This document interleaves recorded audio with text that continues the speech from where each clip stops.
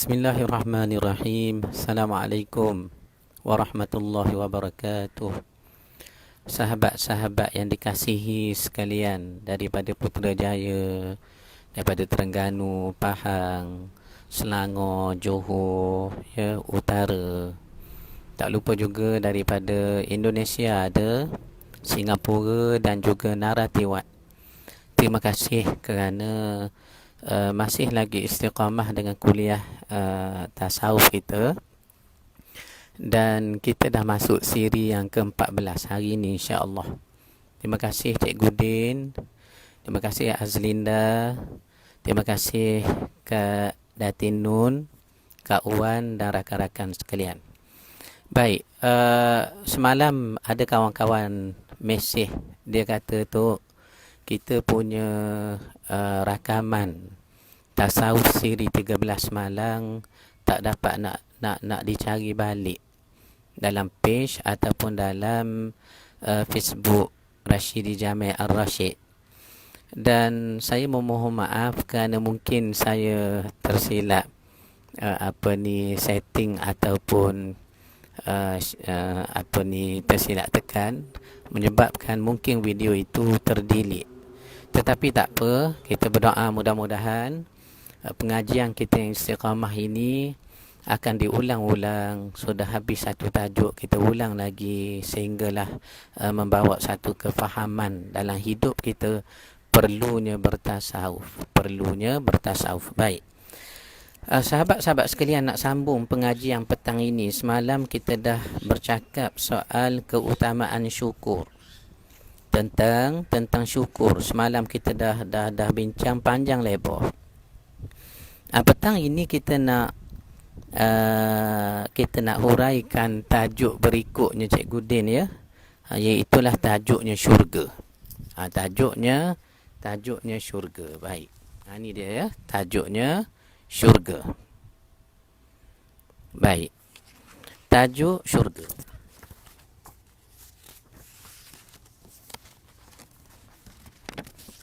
Firman Allah Subhanahu wa ta'ala, Bismillahirrahmanirrahim. Sabiqu ila maghfiratin min rabbikum wa jannatin arduha ka'ardis samai wal ard. Uiddat lilladina amanu billahi wa rusulih. Dzalika fadlullahi yu'tihi man yasha' wallahu dzul fadlil azim. Sadaqallahul azim. Ini ayatnya yang jadi dalil tentang tajuk syurga kita hari ini. Apa kata Allah kepada kita? Sabiku, berlumba-lumbalah manusia. Berlumba-lumbalah manusia. Ila maghfiratin min rabbikum, untuk mencari keampunan Tuhanmu. Keampunan Tuhan ni luas. Maka apa yang perlu kamu buat? Sabiqu ila maghfiratin min rabbikum, bersegeralah, cepat-cepatlah cari keampunan Tuhan daripada Tuhan nak beri kepada kita itu. Wa jannatin arduha ka'ardis samai wal ard, dan syurga Allah. Syurga Allah. Cuba tengok ayat itu. Allah gabungkan kalimah dalam satu wahyunya daripada suratul Hadid. Daripada surah Al-Hadid dalam Al-Quran ada dua kalimah. Pertama disebutnya maghfirah, kedua disebutnya jannah. Maghfirah, keampunan. Kemudian disebut jannah, syurga. Kenapa disebut dua kalimah besar dalam satu nas ini? Tak lain tak bukan, kita tidak akan masuk ke dalam syurga kalaulah kesalahan kita tidak disucikan, tidak diampunkan oleh Allah Subhanahu wa ta'ala. Maka sebab itulah Al-Quran disebut pada kita dalam tajuk syurga yang kita nak bincang petang ini, di bawah pokok bunga Tanjung ini, tak lain tak bukan, apa dia? Sabiqu ila maghfirah, berlumba-lumbalah cari keampunan Tuhan. cari keampunan Tuhan. Mir rabbikum wa jannatin, dan syurga Tuhan yang dijanji kepada kamu manusia, arduha ka ardis samai wal ard, yang luahnya seluas langit dan bumi. Seluas langit dan bumi. Macam mana nak cari Cikgu Din? Ya, tempat yang seluas langit bumi, terlebih baik daripada dunia. Tidak ada bandingan, hatta kita kekal, hatta disebut dalam hadis Isra' Mi'raj. Malam tu Nabi naik ke hadrat Allah, terima kefarduan solat. Nabi dibawa masuk syurga. Apa yang Nabi sebut? Hadis tu, hadis Isra' Mi'raj yang kita dah sebut tentang tajuk Isra' Mi'raj baru-baru ini. Tajuk khusus. Tak lain tak bukan Nabi kata, tanah di dalam syurga, tanah dalam syurga diperbuat daripada kasturi. Diperbuat dari kasturi, Cikgu Din, Tok Puan Dr. Tengku yang ada bersama petang ini. Begitu juga saudari Lia Ia, rakan-rakan daripada Bandung, Budi, terima kasih Budi dari Bandung. Begitu juga Puteri Dinda daripada Bandung. Rakan-rakan daripada Singapura pun ada, alhamdulillah.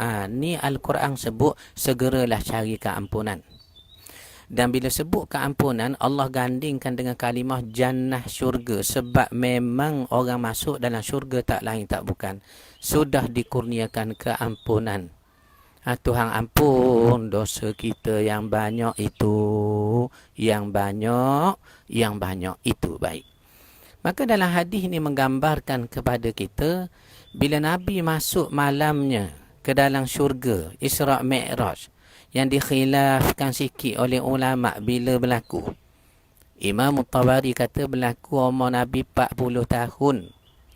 Imam Nawawi kita dalam mazhab Syafi'i dan Imam Qurtubi yang mengarang tafsir Qurtubi. Selain daripada tafsir, Qurtubi juga dia karang satu kitab tentang kematian saudara Alwi. Tentang kematian saudara Alwi saya. Ya. At-Tadhkirah fi Ahwalil Mauta wa Umuril Akhirah. Ni satu karya yang pernah kita baca dulu. Tok Puan Dr. Tengku. Kita pernah baca dulu di Seksyen 3 Bandar Baru Bangi. Sempat kita baca walaupun tak khatam. Menceritakan tentang hal orang nak mati dan apa berlaku selepas kita masuk alam akhirat yang pintunya barzah itu. Maka malam Isra' Mi'raj yang dikhilafkan sikit pandangannya itu oleh ulama, oleh ahlus siyar. Riwayat sebut Nabi dibawa masuk syurga, ya. Dan Nabi kata tanah dalam syurga itu diperbuat dari kasturi. Dan batu-batunya Cikgu Din dalam syurga terdiri daripada permata-permata. Bayangkan tu. Cuba bayangkan mutoligat. Bagaimana dalam syurga tanahnya kasturi. Batu-batunya yang macam kita ni lah, batu-batu atas jalan ni. Nak beri lagi menarik kuliah kita ni, saya buat contoh. Batu macam ni Cikgu Din. Baru Cikgu Din segar mata ya. Ni batu. Dalam syurga nanti batu-batunya terdiri dari permata Cikgu Din, saudari Nazlina, saudari Raslina yang masuk juga petang ini, ya. Daripada permata, batu-batu tu. Teringat saya cerita Piramli tu. Chef dalam penjara. Mana-mana kalau banduang buat masalah, dia tunjuk batu terus jadi elok. Jadi Cikgu Din sedia kalau ada kawan-kawan kelas kita ni tidur buat masalah, sedia Cikgu Din ya. Baik. Baik sahabat-sahabat sekalian. Ni disebut Allah kata sabiqu ila maghfiratin min rabbikum. Segeralah kamu kepada keampunan Tuhan kamu. wa jannatin, dan syurga yang Tuhan nak beri tu. Ya, arduha ka'ardis sama'i wal ard. Luahnya seperti luahnya langit bumi, ya Allah. Langit bumi. Arduha ka'ardis sama'i wal ard. Baik. Uiddat lilladina amanu billahi wa rusulih. Dan diberi nikmat keampunan dan dimasukkan ke dalam syurga kehidupan yang kekal itu kepada siapa? Uiddat lilladina amanu, bagi orang beriman, billah, kepada Allah, wa rusulih, kepada rasul-rasulnya. Rasul-rasul ni yang turun kepada kita banyak sangat, Cikgu Din. Mengikut ulama tauhid, ada satu pendapat kata 124,000 orang Nabi. 124,000 orang Nabi, Cikgu Din. Bayangkan sampai 124,000 orang para Nabi. Yang mana sebahagian kecil kita tahu. Sebahagian kecil kita tahu, bakinya kita tak tahu. Ini berdasarkan nas Al-Quran. Al-Quran sebut, malam naqsus alaik. Bakinya kami tak cerita kepada kamu manusia. Kami tak cerita. Itu pun kita yang sekadar tahu tu, Cikgu Din, berapa orang? 25 orang itu pun nak cukup ke 25, payah, Cikgu Din, ya. Payah. Nasib baik ada nasyid apa tu, yang Nabi-Nabi tu, Adam, Idris, Nuh, Saleh, Ibrahim, Lut, Ismail, Ishak, Yaqub, Yusuf, Ayub. Betul, Cikgu Din. Setengah tempat saya tanya Yusufnya, sebut Yusuf Tayyub tu. Jangan tuan-tuan, ya. Yusuf, Ayub, sampailah 25 orang. Baik. Nak cukup 25 orang tu pun payahlah, Cikgu Din. Oh, payah. Apatah lagi 124,000 orang, kata sebahagian ulama tauhid. Ya, dan bakinya malam naqsus alaik, kata Al-Quran, kami tak cerita kepada kamu, kami tak cerita. Ya, jadi orang beriman pada Allah, beriman apa yang dibawa oleh nabi-nabi Allah melalui rasulnya, melalui nabinya, rusulih. Ya. Tok Puan Dr. Tengku, terima kasih kerana bersama dengan kami di bawah pokok bunga Tanjung petang ni, ya. Tok Puan, terima kasih. Dan rasul-rasulnya, siapa beriman, taat kepada Tuhan, istighfar, buat baik, minimumkan kesalahan. Minimumkan. Maka mereka ini, kata Allah kurniakan syurga. Dzalika fadlullahi yu'tihi man yasha. Inilah satu fadilat, kelebihan yang Allah Ta'ala beri kepada sesiapa yang dikehendakinya. Kepada sesiapa yang dikehendakinya. Maknanya, Cikgu Din, dak nanti ustaz, dak nanti tok imam, dak nanti qadi daerah, dak nanti mufti negeri, tak nanti orang itu, tak nanti orang ini. Yu'tihi man yasha. Yu'tihi man yasha. Diberi kepada sesiapa yang Tuhan pilih. Itu yang kita baca di dalam Fatah Makkah. Peristiwa Fatah Makkah, bila kita 10,000 orang masuk pada lapang hijrah, umur Nabi 61 tahun. 10,000 orang kita ni pergi ke Makkah. Peristiwa Fatah Makkah. Kita nak buka kota Makkah dalam bulan puasa tu. Ada 9 orang kata Ahlus Siyar. Apa dia Ahlus Siyar ni tu? Tiap-tiap malam kami dengar Datuk sebut semua. Ahlus Siyar ni scholars dalam bidang sirah. Our scholars dalam bidang sirah. Ya, Ahlus Siyar. Ahlus Siyar mengatakan bahawa Nabi bersabda ada 9 orang yang Nabi kecualikan daripada keampunan, kebaikan, kerahmatan pada hari Fatah Makkah, hari dibukanya Makkatul Mukarramah itu oleh tentera Islam kita. Sehingga kata Imam Ibn Qayyim di dalam muqaddimah dan komentarnya terhadap peristiwa Fatah Makkah, katanya bahawa Fatah Makkah ni tak lain tak bukan Allah mahu membersihkan buminya, rumahnya, tanah terpilihnya daripada kesyirikan. Itu yang bila kita bersih bahala. Ya, Nabi sendiri riwayat kata masuk ke dalamnya Kaabah minta kunci daripada Bani Syaibah. Ada satu lukisan di dinding dalam Kaabah dulu yang menggambarkan Ibrahim dengan anak endanya Ismail bermain anak panah yang berbulu. Kak Roh, anak panah Kak Roh yang berbulu. Yang dipanggil dalam nas Al-Quran Azlam. Azlam. Tu yang kita baca ayat Al-Quran tu, ingat tak Cikgu Din? Innamal khamru arak wal maisir judi wal azlam. Ni dia. Wal azlam, anak panah yang berbulu yang dipanah ke langit, dia tengok jatuh macam mana. Kalau jatuh begini jadi begini. Kalau jatuh menyenggeng sikit bacaannya begini. Kalau jatuh dodek begini, tu dia. Bahasa lama tu Cikgu Din. Lama tak dengar dodek tu, bahasa Terengganu lama tu. Baik. Jadi dalam peristiwa Fatah Makkah, kita dah belajar dah ada 9 orang yang Nabi tak beri maaf. Bahkan Nabi kata, bunuhlah sekalipun kamu jumpa mereka di bawah kelambu Kaabah. Berlindung di bawah kelambu Kaabah. Kalau jumpa, bunuh. Kan tepi Kaabah ni Rasulullah, bunuh juga. Tengok tu. Ada 9 orang yang tak diampunkan. Tetapi kita baca ayat Al-Quran hari ni. Kita baca Al-Quran petang ini, sahabat-sahabat sekalian, Kak Roh saya, waalaikumsalam. Kak Roh, kita baca petang ini, apa dia? Yu'ti dzalika fadlullah yu'tihi man yasha. Dzalika fadlullah yu'tihi man yasha. Inilah, ya, inilah kelebihan Allah beri kepada siapa dia kehendakinya.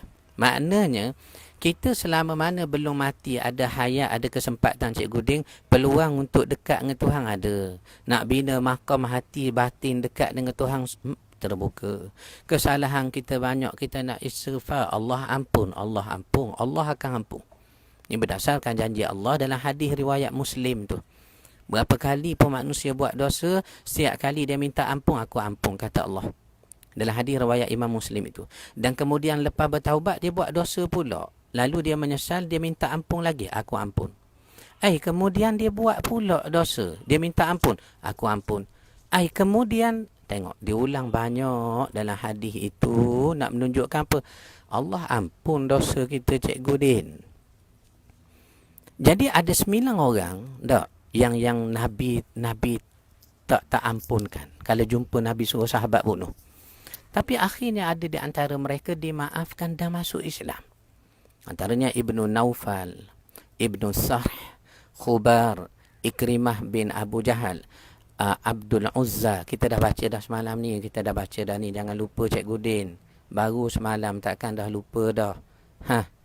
Ingat tu. Ingat Zul. Antaranya Ikrimah anak Abu Jahal. Ia termasuk 9 orang yang Nabi tak ampunkan kalau berlindung bawah kelambu Kaabah pun dalam peristiwa Fatah Mekah. Jumpa bawah kelambu Kaabah. Bunuhlah. Tapi akhirnya menjadi Muslim, Ikrimah, anak Abu Jahal. Begitu juga Ibnu Sarh, diampunkan dan menjadi seorang Islam. Begitu juga Khubar, yang banyak membuat satu pakatan supaya anak Nabi, puteri Nabi Zainab, anak perempuan Nabi yang sulung Zainab, ya, Suryani Sulaiman. Petang ni pengajian sirah bukan? Petang ni pengajian tasawuf. Kita buat contoh ayat Quran tasawuf berkait sirah kita mengaji semalam. Kita mengaji siang tasawuf, malamnya kita mengaji sirah Nabi, ya. Termasuk malam ni insya-Allah kita nak sambung. Umur Nabi 61 nak masuk 62. Baik. Lalu Khubar ni antara pengkhianatan yang dia pernah buat sebelum masuk Islam. Apa dia buat? Ketika Zainab puteri Nabi mengandung, nak keluar hijrah ke Madinah, dibuatnya satu rancangan supaya Zainab ni terkejut, lalu tanpa diduga Zainab jatuh atas satu batu besar, gugur kandungan itu. Cucu Nabi SAW. Hubar ni termasuk 9 orang yang tak dimaafkan, tak diampunkan. Tetapi apa yang disebut oleh Ahlus Siyar akhirnya menjadi Muslim yang soleh. Yang soleh. Baik. Saya sambung lagi ni. Saya sambung lagi Tok Puan Dr. Tengku ya. Begitu juga Cikgu Ding, saya sambung lagi Cikgu Ding ya. Baik. Kena minta izin dengan Cikgu Ding ni. Pasal dia ketua kelas kita Cikgu Ding. Saya ulang. Ya. Wallahu dzul fadlil azim. Dan sesungguhnya Allah mempunyai limpah kurniaan yang besar sangat-sangat Cikgu Ding. Surah ini balik sekarang cuba buka Al-Quran, surah Al-Hadid ayat 21. Baik. Katanya Alhamdulillah. Kenapa ada Alhamdulillah tu? Kebetulan himpunan tajuk-tajuk yang kita buat dalam buku ini, himpunan penulisan saya yang lampau di dalam majalah Solusi. Sewaktu Solusi Telaga Biru sama Sahibus Sa'adah Dr. Zahzan, sahabat saya, dia telefon, dia kata, "Tok, tolong menulis dalam majalah kami." Saya kata, "InsyaAllah Doktor." Maka kemudian ada ruangan kita, ruangan Mutiara Tasawuf. Itu yang diberi nama tajuk kita, Mutiara Tasawuf. Ruangan Mutiara Tasawuf. Jadi setiap tajuk tu kita mula mukaddimah, menulis untuk pembaca-baca. Alhamdulillah, mudah-mudahan pembaca dalam keadaan sehat. Bulan ini kita nak bahaskan tentang syurga. Begitulah. Maka kadang-kadang dalam buku kita ini, masing-masing yang dah ada kat rumah baca, tengok setiap muka surat ada Alhamdulillah.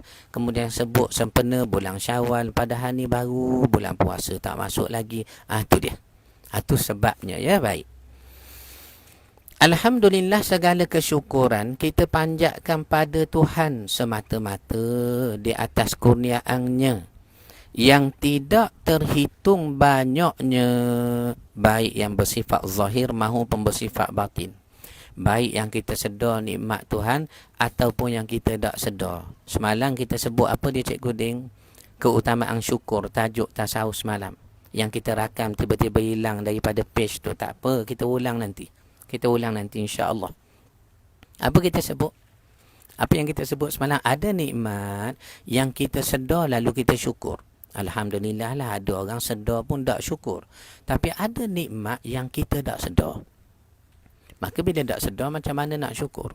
Apakah nikmat yang jarang orang syukur, bahkan jarang sedar? Naiknya matahari pagi tadi, terbenamnya petang karang. Ada orang bersyukur Cikgu Din. Ada orang bersyukur Cikgu Din. Naiknya matahari pagi ni, matahari naik. Kemudian terbenam petang karang. Kekanda saya yang mulia, Kak Sheril Aida Ali Yahya. Terima kasih Kak Sheril bersama dengan kita dalam kuliah tasawuf tengah hari ni. Di bawah pokok bunga Tanjung ni. Di bawah pokok bunga Tanjung nenda saya ni. Baik. Ada tak orang sedar naik matahari pagi tadi dan terbenam petang karang, kita syukur, ya Allah, syukurnya matahari naik lagi. Ya Allah, syukurnya terbenam pula dah matahari.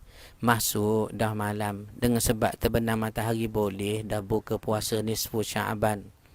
Bayangkan matahari kalau tak naik, Abang Azizi, matahari kalau naik tak turun-turun terbenam kat Rosimah, apa jadi jadual hidup kita? Tak ada jadual. Kehidupan kita jadi tak teratur. Sebab biasanya siang kita hantar anak, hantar isteri, ambil anak, ambil isteri. Kemudian kita buat itu, buat ini, lepas asar nak ke sana, lepas maghrib nak kuliah. Tiba-tiba matahari tak naik, contoh. Ataupun kalau naik tak turun. Ini menunjukkan nikmat. Nikmat dengan sebab peraturan alam itu berlaku dengan kehendak Tuhan. Masih berlaku. Maka teratur jadual kita setiap hari, Cikgu Din. Kalau matahari barangkali tak terbenam, naik dah. Tapi tak terbenam. Kita nak buka puasa bila, Cikgu Din? Nak buka puasa macam mana? Pasal tak terbenam, tak jadinya maghrib, tak masuknya waktu berbuka. Nampak tak? Ada nikmat kita sedar. Ada nikmat kita sedar, anak berjaya belajar molek. Anak kita sihat dari sakit. Suami kita tak melepok malam-malam dah. Ya, itu pun dia dah berjanji sempena PKP ni yang abang tak keluar dah sampai bila-bila. Abang akan duduk di rumah ni lah. Kalau awak tak percaya, abang dah beli dah mangga dengan rantai. Ikatlah abang. Abang akan tunggu di tiang tu. Contohnya Cikgu Din. Ya, kita rasa syukur banyak. Tetapi ada benda kita tak sedar. Naik matahari, turun matahari. Lainnya kata ulama tasawuf, tertahannya bala dari turun pada kita. Tertahannya bala daripada turun kepada kita. Walhal kita ni dengan dahaka pada Tuhan, banyak lalai, banyak lara, Cikgu Din. Sepatutnya banyak dah peringatan turun pada kita. Azabkah, musibahkah, tetapi Allah tahan ya. Allah tahan. Ni menyebabkan satu nikmat ada di situ. Allah sanggup tahan. Sedangkan kami ni bukanlah beramal soleh sangat. Itu contohnya ya. Contohnya. Jadi ada nikmat yang kita sedar dan ada yang tidak sedar. Betul, baik. Waalaikumsalam Abang Bobil. Terima kasih Abang Bobil. Istiqamah dengan kuliah kita Abang Bobil ya. Siang malam saya nampak Abang Bobil dengan kita. Terima kasih. Saya bacakan lagi. Mutiara Tasawuf kali ini akan membahaskan tentang kenikmatan syurga yang dijanjikan Allah buat hamba-hambanya. Walaupun Rabi'atul Adawiyah ni satu ahli sufi perempuan, sufiyah. Dalam bahasa Arabnya kita panggil ahli sufi perempuan, sufism, sufiyah. Rabi'atul Adawiyah telah menyifatkan syurga ini seperti katanya di dalam doa dia, dalam syairnya. Wahai Tuhan, aku beribadat kepadamu bukan sebab syurga dan bukan sebab neraka, tetapi kerana aku kasih dan cinta kepada kamu. Bayangkan kedudukan batin Rabi'atul Adawiyah, hatinya dengan Tuhan dekat. Sehingga dia semayang taat ke Tuhan, puasa, semayang malam, baca Quran. Bukan sebab takut ke neraka atau sebab nak sangat masuk syurga. Sebab katanya, kerana aku tahu engkau adil. Di mana saja amalan kita buat, Allah kira. Maka Allah letak di mana saja makam kedudukan kita di akhirat kelak, kerana Allah maha adil. Di mana tempat kita, Allah tahu.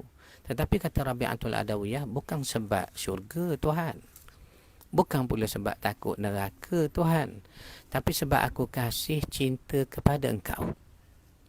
Betul dah Cikgu Din. Cuba tengok kita waktu berkasih dulu, zaman-zaman sekolah dulu, tulislah surat 2-3 line, letaklah bedak sikit, dak lipat wangi je, kirimlah ke kawan orang tengah jadi postman, nak jumpa hari akhir kelas sebelum naik tingkatan 5 tahun depan, hari akhir sekolah nak jumpa bawa pokok selasih. Contohnya, tak ada berlaku ni, saya tak terlibat, tuan-tuan lah saya buat contoh. Okey, baik. Kita bercinta kasih pada orang, Cikgu Din ya. Tak, andai kata kita kata tunang kita ni lepas bertunang seminggu tu sampai surat maktab perguruan di Sarawak, Cikgu Din, diletak kawasan pedalaman. Maka kita tunang dah atau piku tilang totu, piku meseng kelapa. Dah tunang kita berani masak, suka masak, meseng kelapa, tilang totu, patu pulaknya baldi nak duduk asrama, patu capu pula. Oh, banyak kita usung. Naik bas. Siapa pula ke lapangan terbang, naik kapal terbang pula. Atau charter teksi pula daripada bandar Sarawak tu nak pergi ke kawasan pedalaman maktab perguruan. Susung pula, pasang cadar, pasang rebeng, pasang belong, pasang macam-macam lah sayang. Maka tunang kita pun bila kita nak balik, dia kata, bang ambil lah duit ni, banyak dah duit awak habis saya. Dia jangan sebut gitu, tak baik. Apa ni? Kita marah dia, Cikgu Din. Kita marah tunang kita sebab apa? Duit awak, duit saya. Duit saya, duit awak. Sebab kita ni dah berkasih, berjanji hidup semati, tak kira lah lengah sikit memang dah tanggungjawab saya dah. Ni orang kasih Cikgu Din. Bukan sebab itu, bukan sebab ini, bukan kerana itu, bukan kerana ini. Kerana kasih sayang. Sebab tu orang-orang yang baru kahwin, walaupun dia biasa jemaah masjid, tak berapa nak pergi masjid lah Cikgu Din. Sebab sayang sangat ke bini dia ya. Takut bini yang baru dia kahwin tu dicolek orang. Takut rumah dia pun dibawa lari orang. Contohlah ni. Kerana sayang. Seorang yang menyayangi satu benda, kata syair Arab, ia akan bersedia menjadi hamba. Bersedia menjadi hamba kepada apa yang dia sayang itu. Apa yang dia sayang itu. Macam kita lah Cikgu Din. Ya, rakan-rakan, kita sayang isteri kita tak. Walaupun isteri kita bercakap dengan kita suara kuat aja. Masuk kita dalam rumah, tak sempat nak keluar meludah dekat dekat pagar rumah, tak sempat masuk kerana bini suruh. Ataupun bila dah masuk rumah, bini kata basuh pinggang, basuh. Ni saya buat contoh kerana sayang, kasih. Bukan kita takut ke orang rumah kita, tak takut Cikgu Din. Kita sayang. Sebab buktinya orang rumah kita ni bukan dia garang, dia baik. Dia minta maaf sama bang. Minta maaf banyak. Saya selalu angkat suara pada awak ni bang. Sebenarnya bukan saya marah. Saya ni memang keturunan Panglima Hitam. Keturunan contohnya. Baik. Baik ya. Saya baca lagi. Ya.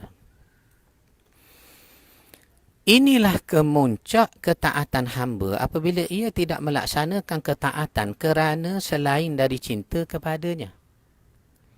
Namun di dalam bertatih menggapai cintanya, penulis yakin dengan merenungi kenikmatan-kenikmatan syurganya yang bakal diwarisi, pasti akan meneguhkan hati kita dalam menghadapi dunia yang hanya meletihkan pencintanya. Ya. Pencintanya. Apakah syurga? Kita masuk tajuk kecil dah Cikgu Din, sahabat-sahabat sekalian. Apakah syurga? Hampirlah penulis tidak mampu untuk memilih perkataan-perkataan yang sesuai untuk menyusunnya, bagi menggambarkan kepada pembaca bagaimanakah syurga yang telah dijanji itu. Kita nak terang syurga ni macam mana Cikgu Din? Tak ada perkataan nak terang. Tak ada perkataan nak terang. Kalau terang pun tak sama. Keelokan, keindahan, kesegokan, kemolekan, kelawaan syurga itu. Ya, syurga itu. Ini kerana segala apa yang kita fikirkan tentang syurga, walau sebaik mana pun gambaran itu terpahat di fikiran kita, baginda sallallahu alaihi wasallam menegaskan, ia bukan syurga, ia bukan syurga. Kita bayang yang baik dah Cikgu Din, bukan syurga. Kalau baca buku sastra lama, Saudara Alwi, Abang Haslin daripada Kota Tinggi, Kak Syairil Aida daripada Kedah sana ke sini, daripada sini. Kalau baca buku sastra lama.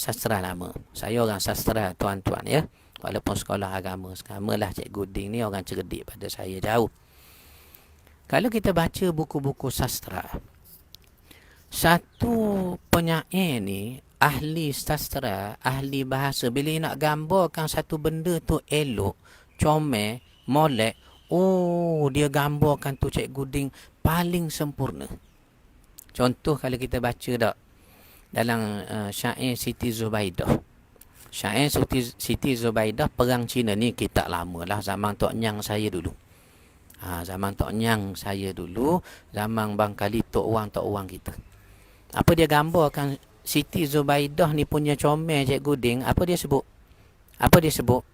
Disebutnya mata bagai bintang timur, kening semuk berbaris, Mata bagai bintang timur, kening semuk berbaris, hidung mancung bak seludang, pipi pauh dilayang, bibir delima merekoh, dagunya sarang tempur, pinggangnya ramping macam kerengga, betisnya bagai bunting padi, rambutnya ikal mayang, lehernya jenjang, telang air nampak terbayang air tu cikgu ni masuk.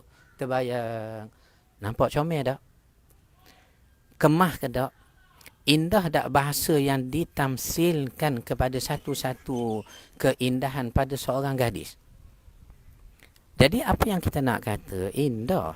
Kita sendiri pun kalau sebut syurga, kita bayang biliknya sekian, kerusinya sekian, bidadarinya sekian, udara dalam syurga sekian, pemandangannya sekian. Bahkan kita dah sebut tadi, tanah dalam syurga diperbuat dari pasir. Pasir dan tanah dalam syurga diperbuat daripada kasturi. Kita dah sebut tadi.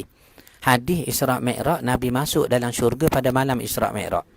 Nabi kata tanahnya diperbuat dari kasturi. Kita dah sebut dah. Batu-batu kerikil dalam syurga, atas tanah, atas jalan dalam syurga, terdiri permata-permata. Barangkali Zamrud Kolombia, nilang Ceylon Sri Lanka, delima pula Burma. Contoh, saya buat contoh kalau atas dunia. Makna apa yang kita bayangkan akhirat, syurga khususnya, terbaik dah yang kita bayang. Nabi kata, walau kamu bayang paling baik pun, itu masih bukan syurga. Allah Cikgu Din. Maknanya, yang kita bayang terbaik itu bukan syurga. Bukan, sebab tak ada bayangan yang boleh dibuat tamsilan.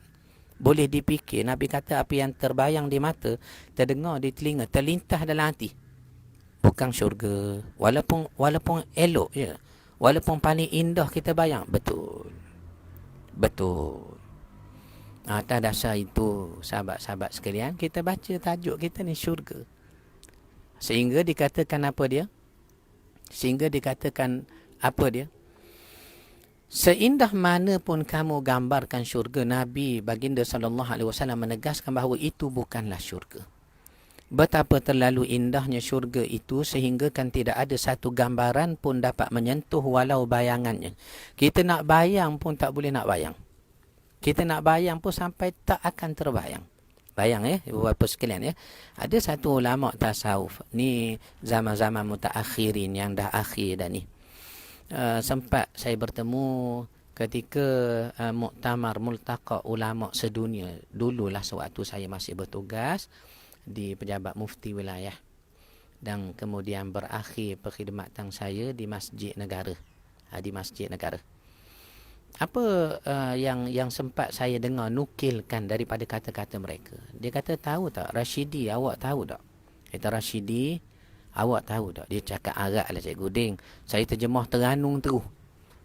Beliau ni cakap Arab, saya terjemah teranung terus. Dr. Tengku Tok Puan, Kak Syari Aida saya. Ya.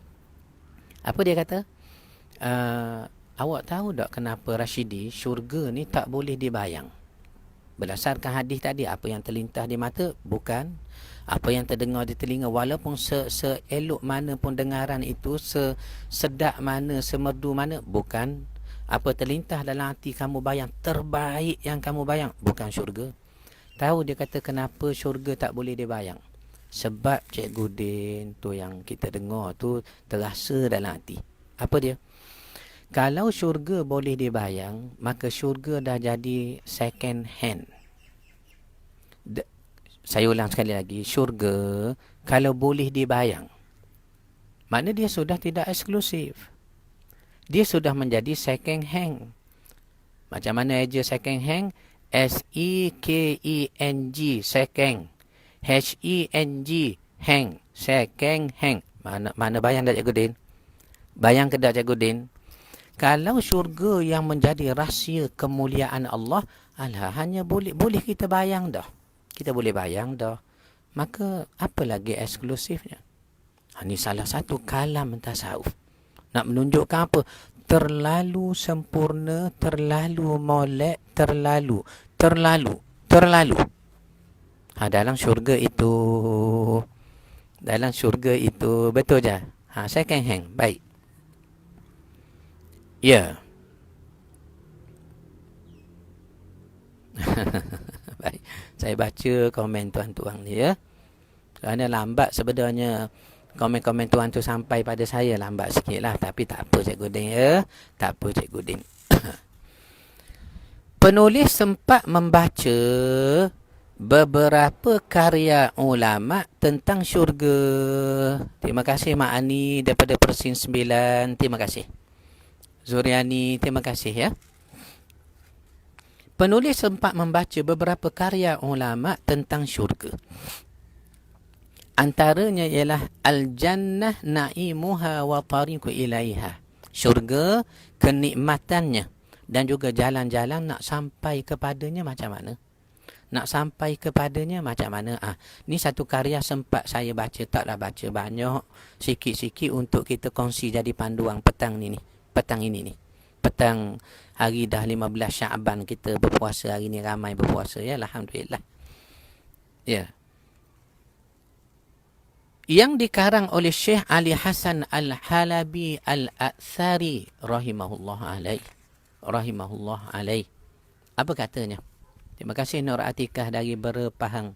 Terima kasih, mudah-mudahan selamat ya, selamat berkat. Ada baiknya penulis menukilkan gambaran syurga seperti yang telah dinyatakan oleh Allamah Syekh dalam karyanya itu berdasarkan nas-nas hadis baginda sallallahu alaihi wasallam. Maknanya kita tak boleh nak bayang syurga pasal Nabi kata tak akan sampai bayangan kepada syurga. Dan ahli tasawuf yang kita baca, kita pinjam kata-kata nasihatnya pada kita tadi, kenapa syurga tak boleh dibayang? Kalau boleh dibayang, mana lagi eksklusifnya syurga? Mana lagi keistimewaan sehingga orang boleh meneka-neka, boleh bayang? Jadi second hand dah. Maka atas dasar itu, ada baiknya kalau kita nak tahu tentang syurga ni, baik kita dengar hadis Nabi. Sebab Nabi sendiri masuk dalam syurga, melawat syurga seperti hadis Isra' Mi'raj. Malam Isra' Mi'raj, Nabi masuk dalam syurga. Nabi tengok sendiri. Maka berdasarkan hadis, bahawa kita tahu syurga ni macam mana. Apa disebut? Apa disebut? Syurga adalah satu tempat di mana taman-tamannya terdapat sungai-sungai yang mengalir di bawahnya. Dalam satu syarah kepada hadis, bila kita duduk dalam syurga, mudah-mudahan rumah kita, lantai rumah kita dalam syurga, di bawahnya sama paras dengan lantai rumah kita adalah air-air sungai. Daripada susu, madu, air. Allahu Akbar. Termasuk khamar, arak yang tidak memabukkan. Sama lantai kita tu, air sungai di bawah. La haula wala quwata illa billahil aliyil azim. Macam mana tu? Macam mana tu sahabat-sahabat sekalian? Indahnya syurga ya, indah.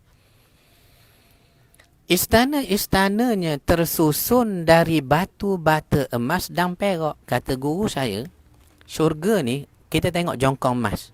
Ya, kita tengok jongkong emas. Cikgu Din tengok dalam Facebook ada satu video di Abu Dhabi, tak silap saya, ataupun di Dubai. Dia buatlah satu kotak box tu, ada jongkong emas di dalamnya. Dia buat lubang sempit untuk kita masuk tangan masuk. Kalau dapat ambil dengan beratnya jongkong itu, jadi milik kita lah. Maka contohnya jongkong emas tu kalau disusun, ambil lagi jongkong emas lain, ambil lagi jongkong emas lain, ambil lagi. Kita susun jongkong emas menjadi rumah. Allah. Jadi rumah Cikgu Ding. Susun batu-bata, bukan batu-bata, jongkong emas, jongkong, jadi istana. Ni yang Nabi sebut. Istana-istananya tersusun dari batu bata emas dan perak. Tanahnya adalah kasturi terbaik. Tanah dalam syurga kasturi. Kita pegang tanah dalam syurga, cium. Ya Allah, wanginya. Kasturi.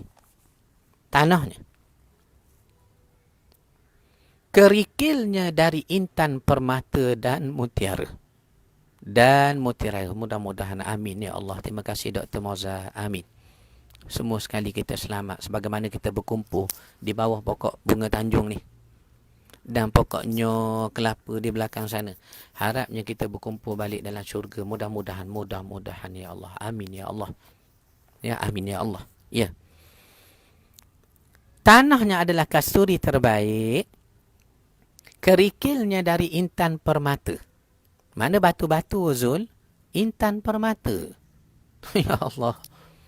Ya Allah, kita tengok orang pakai emas dah. Pergi kenduri kahwin pakai emas. Ya, pakai emas banyak sampai ke lengan. Daripada pergelangan tangan sampai ke lengan.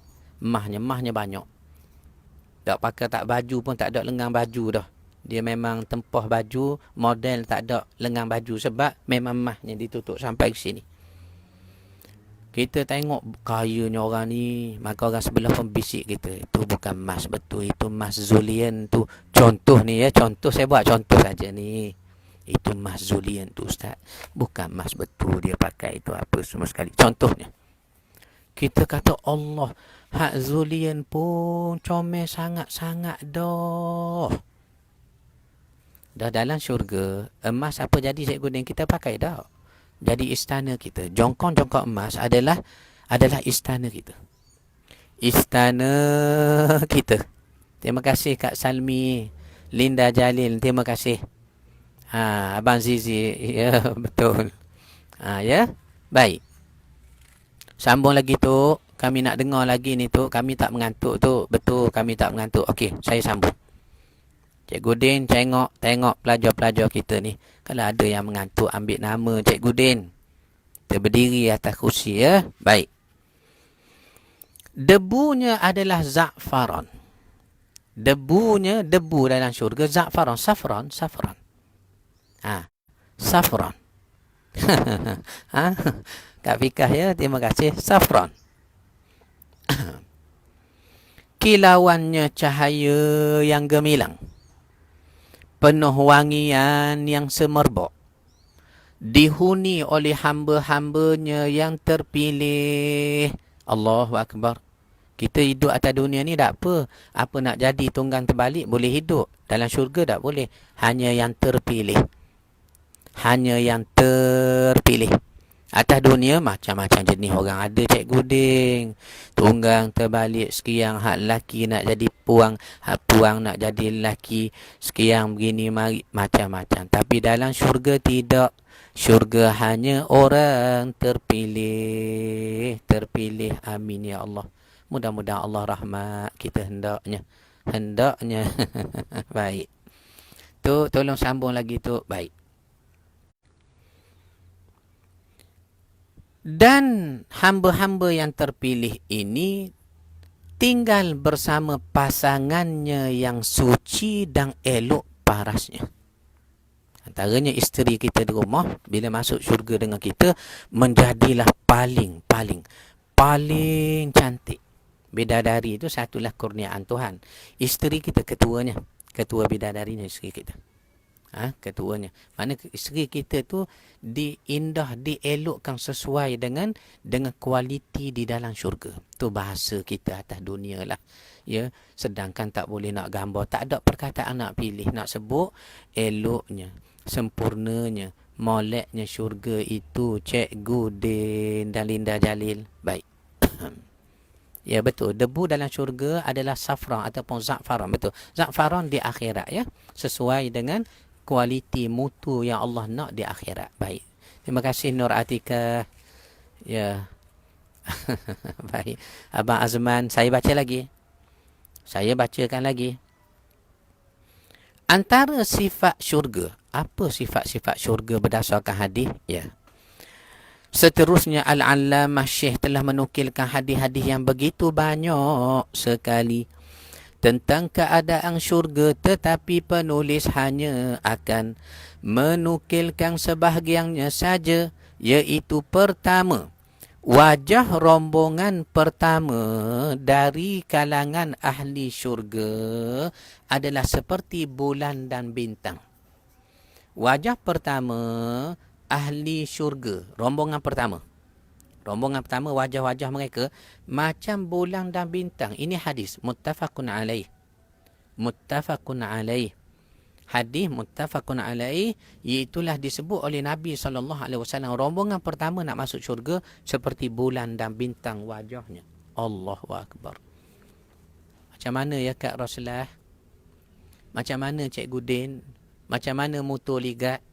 Macam mana Abang Samsudin dari Johor? Macam mana Abang Haslin?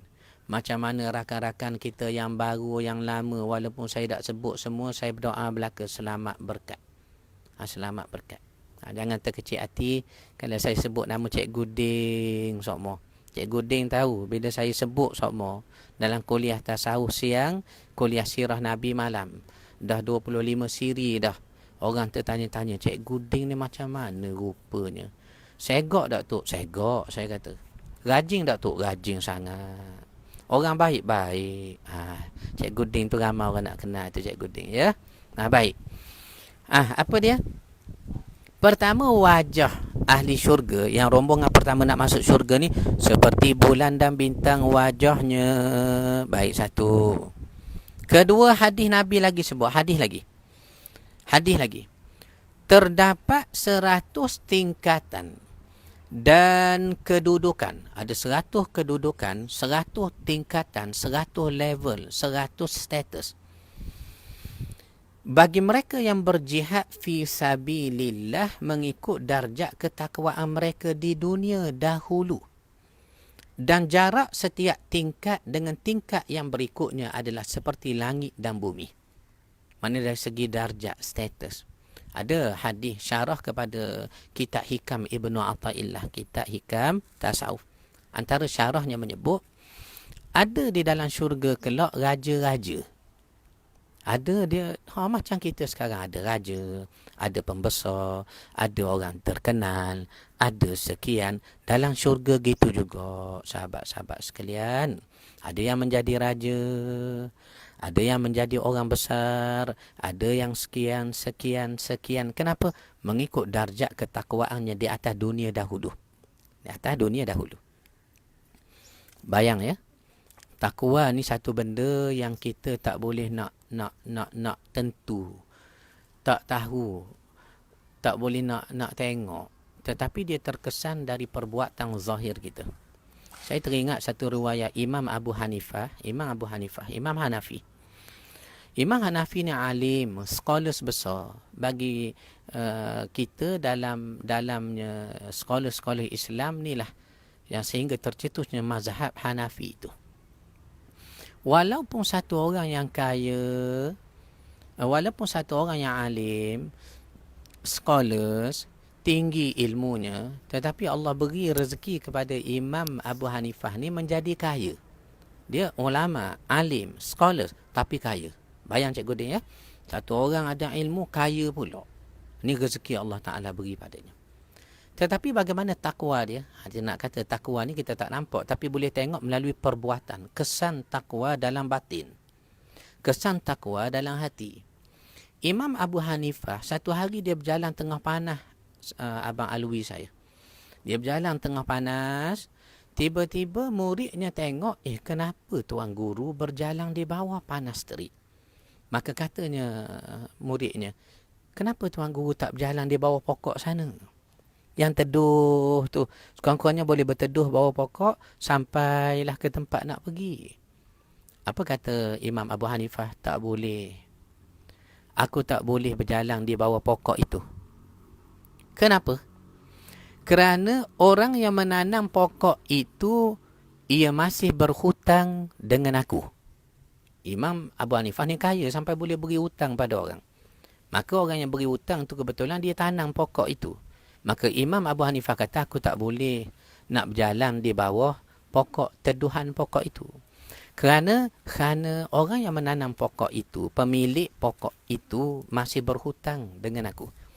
Kalau aku berjalan juga di bawah teduhan pokok-pokok yang dia tanam, sedangkan dia masih belum melangsaikan hutang kepada aku, seakan-akan aku mengambil riba, imbreket, keuntungan dari hutang yang aku beri padanya. Mentang awak berhutang, saya guna teduhan bawah pokok awak.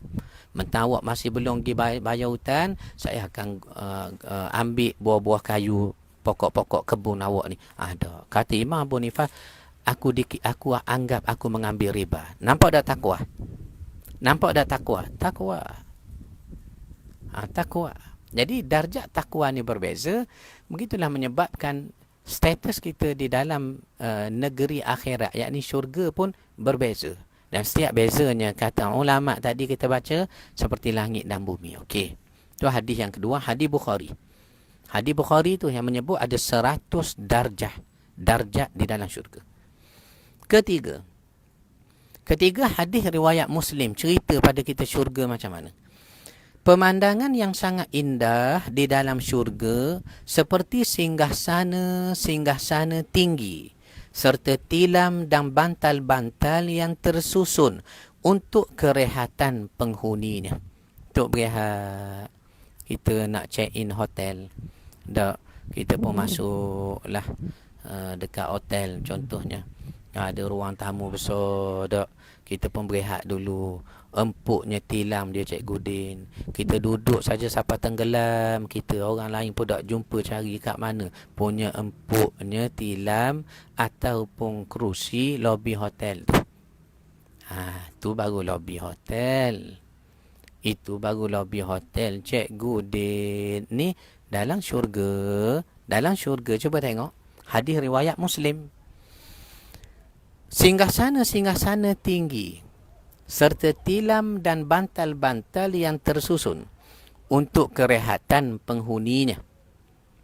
Juga terdapat pasar di dalam syurga yang hanya terdapat pada hari Jumaat. Apa maksudnya? Maksudnya hadis ini bukanlah dalam syurga tu akhirat ni kita ada masa ataupun ada hari. Sebab disebut tadi ada pasar hari Jumaat. Mana ada hari Sabtu jugalah kot tu. Sebab lepas Jumaat Sabtu. Kemudian mesti ada hari Ahad iaitu dah. Hari Jumaat, hari berkumpul. Jumaat, hari berkumpul. Di akhirat kita tak ada masa. Tak ada pukul 3 dah. Pukul 4 dah. 2 hari dah kita dalam syurga. Dah. Oleh kerana tempat tu kekal, dia tidak berhajat kepada masa. Ya, masa-masa masih ada atas dunia ni, petang, pagi, siang, malam. Nak menunjukkan dunia tak kekal. Bila pagi tadi, benda yang dah berlalu, dah di sejarah, tak boleh nak pergi dah. Esok, petang karang, benda yang akan datang. Kalau panjang umur, sampailah petang karang. Atas dunia memang masa akan ada. Pertukaran malam siang akan berlaku. Kenapa? Kerana dunia tak kekal. Dia akan ada waktu berlalu. Waktu sekarang kita tengah duduk bawah pokok belajar macam ini. Kemudian waktu akan datang, mudah-mudahan kita nak masuk puasa. Waktu ni menunjukkan apa dia? Tidak kekal. Bila akhirat tak ada masa sebab dia kekal. Kita tak dikata minggu lepas saya waktu dalam syurga, tak dikata. Dia tak ada waktu Cikgu Din, dia kekal. Orang dalam syurga macam mana? Umurnya sebaya 33 tahun. Kita masuk syurga, mak ayah kita masuk syurga, tok nyang kita, tok nyuk kita, tok nyik kita masuk syurga, semuanya umur sebaya. Macam mana Cikgu Din kalau umur sebaya nak panggil ayah kita? Macam mana? Ni kenikmatan syurga. Kenikmatan syurga ya. Sekarang kita bimbang. Bangun pagi, umur dah bertambah. Takut nak tidur tu sebab bila bangun, umur bertambah. Bila bangun, umur bertambah. Sebab itu orang ada Facebook, dia selalu letak muka di profil Facebook dia tu gambar masa muda-muda dulu yang masa comel molek lagi tu. Kenapa? Dia tak boleh terima dah keadaan sekarang dah tak macam dulu. Tak lawa macam dulu. Tak manis macam dulu. Contohnya. Contohnya ya. Baik. Tu saya baca hadis tu.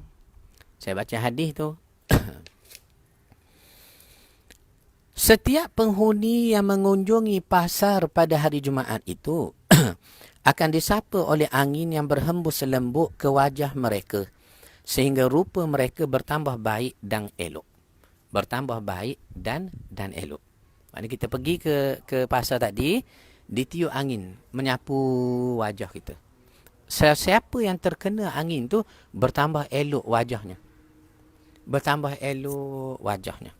Kemerahan, molek. Apa kita kata kemerahan, molek tu sebab bertambah elok. Nabi SAW digambarkan oleh Ummu Ma'bad. Terima kasih Dr. Haji Muhammad Zain Selamat menyambut ulang tahun kelahiran. Mudah-mudahan berkat ya. 15 Syaban ni mudah-mudahan ya. Baik. Nabi SAW digambarkan oleh Ummu Ma'bad segok. Dikatakan mata hitam Nabi tersangat hitam. Allah Cikgu Din. Mata hitam Nabi tersangat hitam. Mata putih Nabi tersangat putih. Segok tak? Segok bas. Segok malui. Segok. Mata hitam tersangat hitam, mata putih tersangat putih. Nak tahu segok tak segok Nabi, cuba kita berdiri depan cermin di rumah kita tu, depan gerobak cermin tu. Cuba tengok mata hitam masing-masing. Ada hitam sangat tak? Putih di tepinya, kolesterol tinggi. Contohnya kuat main game tiap-tiap malam lambat tidur. Contoh. Ada mata putih kita putih macam Nabi tu segak tak?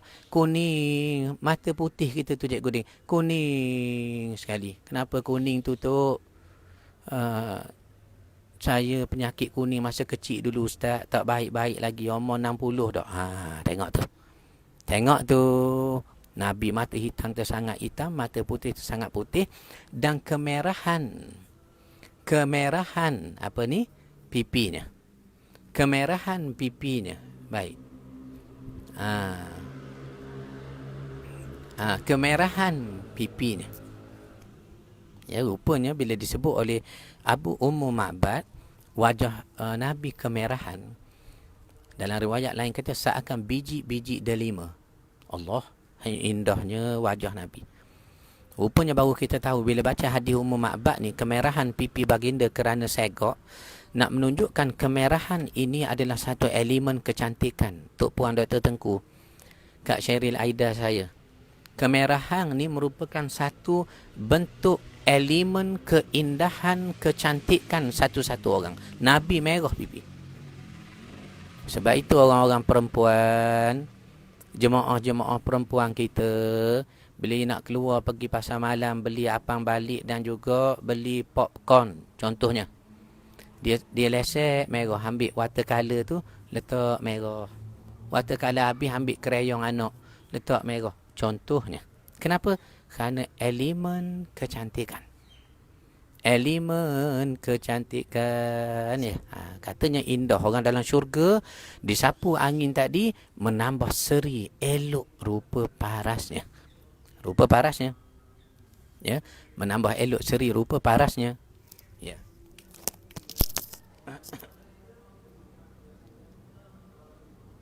Baik. Ya. Sambung lagi tu. Sila sambung lagi tu. Kita berhenti dekat watercolor dengan krayon tadi tu. Okey, baik. Saya sambung ya. Ya. Dan hadis berikutnya. Kenikmatan yang paling agung di dalam syurga, iaitu penghuninya akan melihat Allah Subhanahu wa taala. Allah, hadis sahih. Hadis sahih. Berdasarkan nas Al-Quran pun ada sebut. Nas Al-Quran pun ada sebut. Wujuhun yawma idin nadhirah ila rabbiha nadhirah. Wajah-wajah ahli syurga pada hari itu berseri-seri kepada Tuhan mereka. Mereka memandang. Nadhirah, memandang. Ini hadis tentang syurga ya. Subhanallah, inilah yang sempat penulis nukilkan di dalam menggambarkan keindahan syurga. Menerusi hadis-hadis Nabi SAW, namun penulis dapat merasakan kekurangan dan kelemahan untuk memilih perkataan-perkataan yang sesuai ketika menyusun kitab ini bagi menggambarkan keindahan syurga, kerana mana mungkin dapat dizahirkan keindahan syurganya yang masih menjadi rahsia dari rahsia-rahsia kemuliaannya. Sebelum penulis mengundur diri daripada bawah pokok bunga Tanjung ini, marilah kita merenung satu kisah yang dinukilkan oleh Dr. Ai Abdullah Al-Qarni. Dr. Ai Al-Qarni, yang kaum ibu banyak beli bukunya La Tahzan tu, Ya, balut dengan plastik baik-baik, kertas bunga, bawa dalam handbag mana-mana tempat nak baca, di library, di sementara tunggu teksi, baca buku yang dibeli 4 tahun sudah, sekarang tak tahu dah kat mana dah buku tu, tak tahu dah tu. Semangat hak dulu tu. Tak apa, bagus. Bagus. Jadi Dr. Ai Al-Qarni ni, kita nak dengar apa riwayatnya. Cikgu Din, Dr. Ai Al-Qarni ni saya sempat jumpa 2 kali. Beliau sempat mentahnik anak sulung saya, Muhammad Athaillah. Ini salah satu nikmat Allah Ta'ala berilah kepada anak-anak kita. Dapat doa orang-orang soleh, ya, dapat melihat bakat orang soleh. Orang Terengganu kata bakat. Tengok ambil bakat, ambil contoh. Begitu, contoh ya. Apa kata Dr. Ai dalam karya dia Jannatul Ma'wa? Dia bawa ceritalah, bawa kisah lah. Saya akan ringkaskan cerita itu berdasarkan apa yang saya faham. Ya. Kisahnya Abu Sulaiman Ad-Darani dengan satu orang pemuda. Bila tak ada buku tangan kan seronok sikit. Satu orang pemuda dengan Abu Sulaiman Ad-Darani. Satu hari, satu tahun tu mereka buat haji. Rombongan daripada Iraq. Dalam rombongan tu, orang musafir naik unta Cikgu Ding dulu.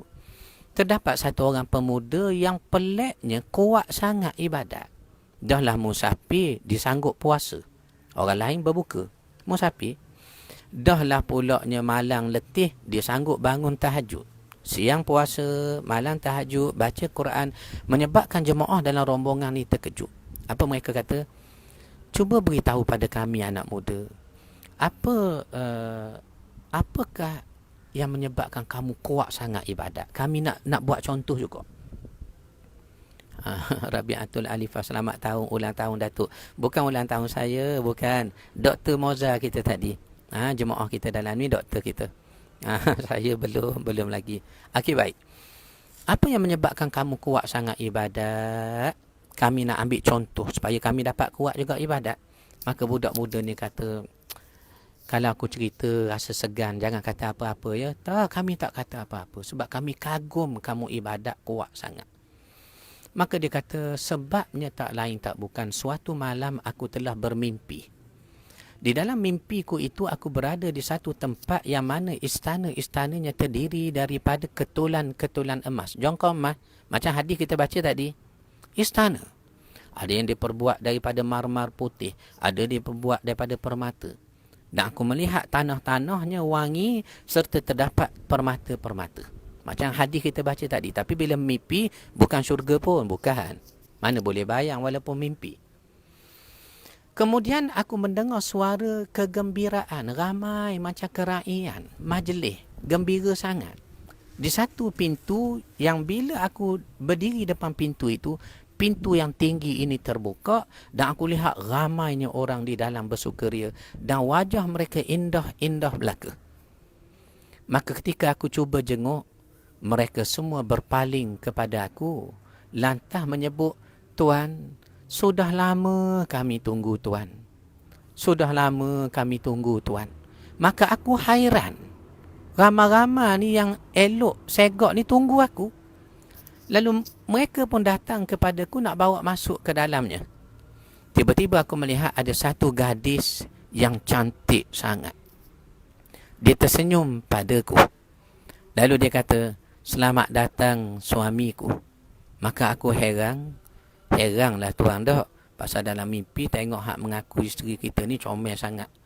Kalau tengok isteri kita di rumah bangun tidur tengok sebelah, comel lagi, comel ya. Maknanya heran dia. Dia kata apa? Siapakah kamu? Akulah isterimu, kata dia. Maka kata pemuda ni, bila aku dengar wanita ni kata isteri aku pun nak pegang dia. Nak peganglah tangan dah isteri. Tengah nak pegang, tiba-tiba aku terbangun tidur. Tengah-tengah mimpi terkejut tidur. Bila terkejut tidur, aku menjadi seakan sasau. Sebab apa? Menanggung rindu. Rindu Cikgu Din, rindu. Tongkat dua dagu, rindu. Malam, teringat kepada wanita tadi. Teringat pada wanita tadi. Maka keluargaku membawa aku bertemu dengan satu ulama Lalu aku bercerita kepadanya apa yang aku tengok. Kata ulama ini, itu bukan syurga. Syurga lebih lagi sehingga tak boleh bayang. Apa yang kamu mimpi ni tak ada apa. Syurga lebih lagi. Dengan sebab itu menyebabkan aku jadi macam mana? Aku fikir, kalau inilah yang aku mimpi sudah sasau, bagaimana agaknya syurga? Bagaimana agaknya syurga? Itu dia. Atas dasar itu katanya, Abu Sulaiman menyebut dia telah bersungguh-sungguh sedemikian rupa bagi memiliki bidadari syurga yang disangkanya bidadari tadi, walahal bukan. Sekarang dia dah tahu syurga ni terlebih lagi, bidadari ni terlebih lagi. Maka Abu Sulaiman kata dia bersungguh sedemikian rupa, malam tahajud, siang puasa, ya, walaupun dalam musafir nak pergi haji, panah padang pasir ni, ya, kerana nak kepada bidadari itu. Lalu kata Abu Sulaiman, bagaimanakah keindahan bila kita menatap wajah Tuhan kepada bidadari itu? Wajah Tuhan kepada bidadari itu. Ini dia ibu bapa sekalian, pengajian kita. Pengajian kita tentang syurga. Dah habis dah tajuk kita ini. Apa yang nak kita kata tadi, betapa hebat, elok, sempurnanya di akhirat kelak. Kita berdoa Allah pilih kita, Allah rahmat kita, Allah selamat berkatkan kita hendaknya. Petang ni tak dapat nak sebut semua nama kerana dah nak asar dah kita. Mudah-mudahan selamat berkat hendaknya. Terima kasih kepada kekanda saya yang mulia Datin Sheril Aida. Begitu juga yang berbahagia Tok Puan Dr. Tengku sanggup bersama kita petang ini, dan rakan-rakan saya semua sekali yang saya sayang semuanya. Ya Allah, saya sayang semuanya. Saya doakan selamat berkat, ya, selamat berkat. Malam ini jangan lupa 9:30 malam, 9:30 malam, insya-Allah kita akan sambung pula pengajian sirah Nabi kita malam ini, iaitulah siri ke-24. Siri ke-24 malam ini, ya. Kita dah sampai umur Nabi 61 masuk 62 tahun. Makna kita nak bicara sirah Nabi kita tak banyak dah Abang Zizi. Hanya lebih kurang 2 kuliah je lagi. Saya menjangkakan begitulah. Ya, umur Nabi dah 61 masuk 62. Nabi wafat 63, ya. Tak banyak dah peristiwa yang kita nak bahas. Mudah-mudahan selamat berkat hendaknya. Aku qauli hadza wa astaghfirullahal azim li wa lakum. Wassalamualaikum warahmatullahi wabarakatuh. Minta maaf saya tak dapat sebut semua nama, tetapi saya doa selamat berkat semua dan doakan saya juga. Assalamualaikum warahmatullahi wabarakatuh. Alhamdulillah. Alhamdulillahirabbil alamin.